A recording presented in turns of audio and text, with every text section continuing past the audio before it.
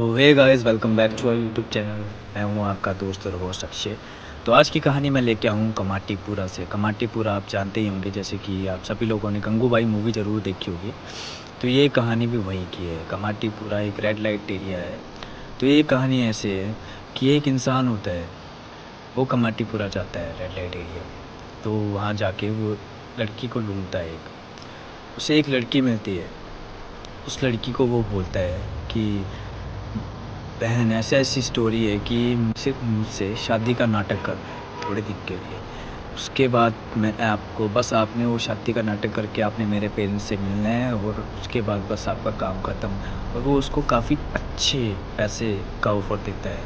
तो वो लड़की जो होती है वो सोच में पड़ जाती है और वो उसे मना नहीं कर पाती, क्योंकि कुछ दिन का ही ड्रामा था, 7 से 8 दिन का ड्रामा था। तो वो लड़की सोचती कि 7 से 8 दिन में मैं इतने अच्छे पैसे कमा लूँगी जो कि यहाँ भी नहीं कमा पाऊँगी।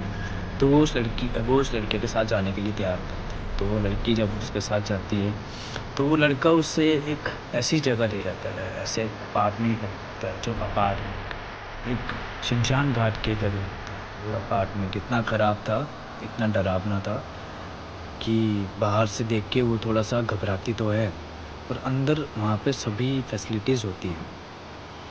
तो वो उस लड़की को जैसे वहाँ छोड़ता है, वो लड़की को बोलता है कि अब मैं 4 दिन बाद आऊँगा और तुम्हारे खाने-पीने का सभी इंतज़ाम अंदर पड़ा हुआ है।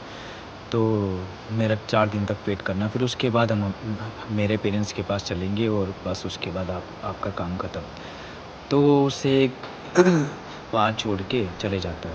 वो लड़की घबराती भी है कि पास में ही शमशान घाट है, तो डर तो लगता ही है सभी को। तो ऐसे वो चला जाता है और उसके बाद वो 4 दिन बाद आता है। और 4 दिन बाद आता है जैसे आता है वो उसे एक लाल जोड़ा, मतलब जो शादी का जोड़ा होता है, वो पहनने के लिए देता है और वो बोलता है कि तुम जल्दी से जल्दी तैयार हो जाओ। तो वो जैसे तैयार करता है उसे, वो बोलता है कि चलो अब हम चलेंगे।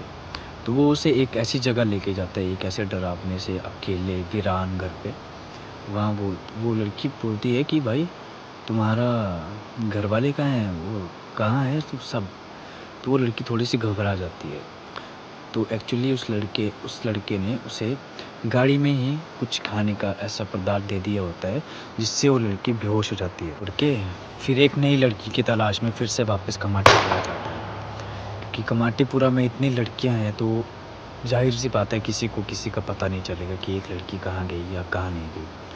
तो ऐसे वो एक और लड़की ढूंढता है और उसकी तलाश में फिर उसे एक लड़की और मिलती है, उसका नाम सीमा होता है। तो वो उस लड़की को पकड़ के उसको भी वही कहानी सुनाता है कि ऐसे ऐसे है, ऐसी दिक्कत है। बस आप सर पर आपको मैं इतने पैसे दूंगा। तो वो भी तैयार हो जाती है। तो उस लड़की को भी वो वैसे ही उस घर पे लेके जाता है, पहले उस अपार्टमेंट में लेके जाता है जहाँ पे पहले वाली लड़की को लेके गया था। तो वहाँ पे जाके उस लड़की को वही चीज़ बोलता है कि अब मैं 4 दिन बाद आऊँगा और यहाँ पे तुम्हारे लिए यहाँ पे सब कुछ अवेलेबल है, खाने पीने का सामान। तो वो उसे वहाँ पे छोड़ के वो भी चला जाता है। तो फिर वो 4 दिन बाद आता है और उसे भी वही लाल जोड़ा देता है। और लाल जोड़ा पहना कर दे के बोलता है कि जल्दी जल्दी से तैयार हो जाओ, अब हम जाएंगे मेरे पेरेंट्स से मिलने। फिर उस लड़की को वो लेके जाता है। तो गाड़ी में वो एक्चुअली फिर उससे भी वही चीज़ देता है, बेहोशी का पदार्थ, और वो उसे भी वही खिला देता है और उसे भी उसी अपार्टमेंट में ले जाता है जहाँ पे पहले एक लड़की को लेके गया था। तो वहाँ पे जैसे ही वो लड़की जाती है, वो बेहोश हो चुकी होती है और उस लड़की को जैसे होश आता है तो वो लड़की खुद को एक गोल घेरे में पाती है।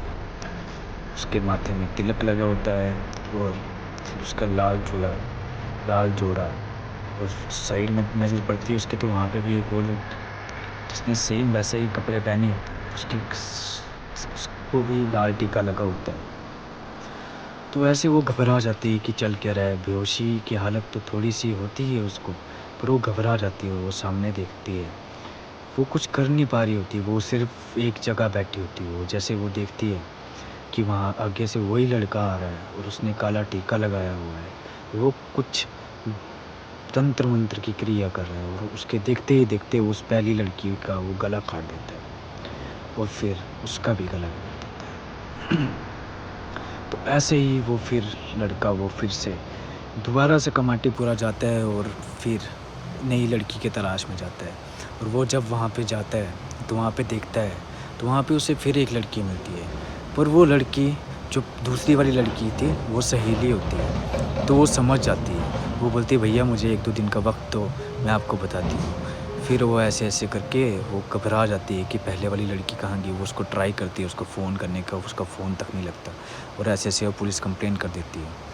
और जैसे उसे पता लगता है कि पहले भी एक लड़की को ये ले जा चुका है, तो वो पुलिस कंप्लेंट करती है और फिर पुलिस की कार्रवाई होती है और वो कार्रवाई ऐसी गंदी निकलती है कि वो जब पुलिस वहाँ पे पहुँचती है उस घर पे, तो वहाँ पे देखा जाता है कि नीचे जो उनका पुराना जो गैरेज टाइप में होता है, उस गैरेज में कई ऐसी लड़कियों की लाशें पड़ी होती हैं। तो वो 101 लड़कियों की बलि देके वो अपने कोई तंत्र-मंत्र की क्रिया को सिद्ध करना चाहता था।